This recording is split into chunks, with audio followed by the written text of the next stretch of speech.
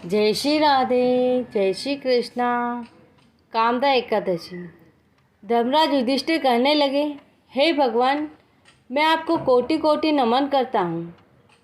आपने चैत्र मास के कृष्ण पक्ष की एकादशी अर्थात पापमोचनी एकादशी के बारे में विस्तार पूर्वक बतलाया। अब आप कृपा करके चैत्र शुक्ल एकादशी का क्या नाम है तथा इसकी विधि एवं महत्व क्या है।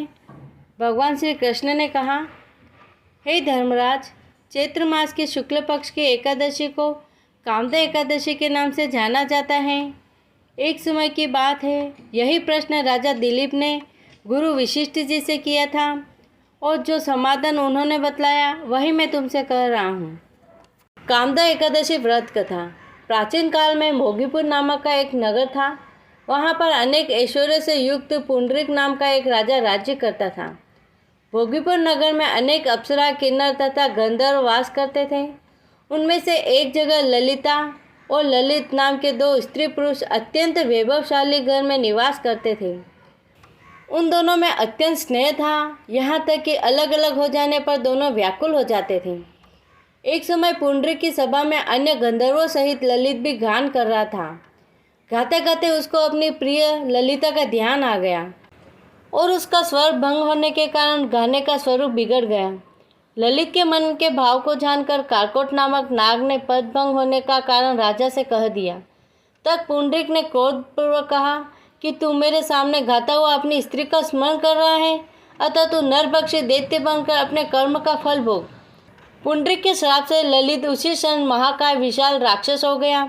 उसका मुख अत्यंत भयंकर, नेत्र चंद्रमा की तरह प्रदीप्त तथा मुख से अग्नि निकलने लगी।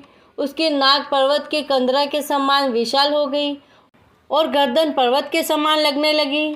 सिर के बाल पर्वतों पर खड़े वृक्षों के समान लगने लगे तथा भुजाएं अत्यंत लंबी हो गई। कुल मिलाकर उसका शरीर 8 योजन के विस्तार में हो गया। इस प्रकार राक्षस होकर वह अनेक प्रकार के दुख भोगने लगा। जब उसकी प्रीतमा ललिता को यह वृत्तांत मालूम हुआ तो उसे अत्यंत खेद हुआ और वह अपने पति के उद्धार का यत्न सोचने लगी। वह राक्षस अनेक प्रकार के घोर दुख सहता हुआ घने वनों में रहने लगा। उसकी स्त्री उसके पीछे पीछे जाती और विलाप करती रहती। एक बार ललिता अपने पति के पीछे पीछे घूमती घूमती विंध्याचल पर्वत पर पहुंच गई, जहां पर श्रृंगी ऋषि का आश्रम था। ललिता शीघ्र ही श्रृंगी ऋषि के आश्रम में गई और वहां जाकर विनीत भाव से प्रार्थना करने लगी।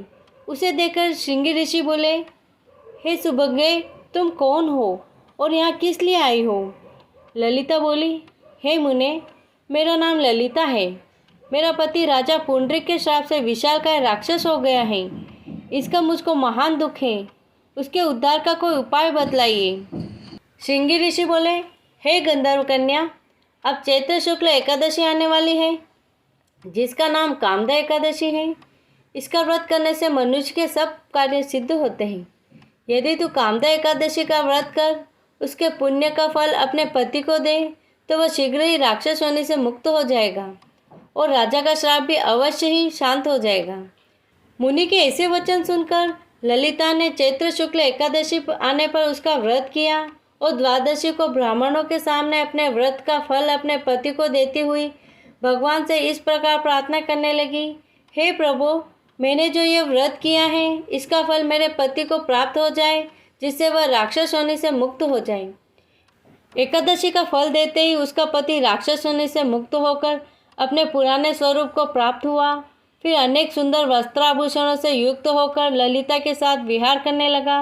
उसके पश्चात वे दोनों विमान में बैठकर स्वर्गलोक को चले गए।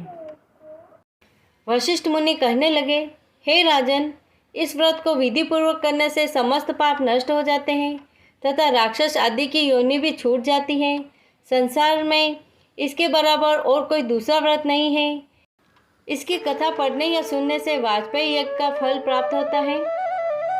जय श्री राधे, जय श्री कृष्ण। चौथ वाली एकादशी करने वालों के लिए आज के दिन लौंग का सेवन लिया जाता है।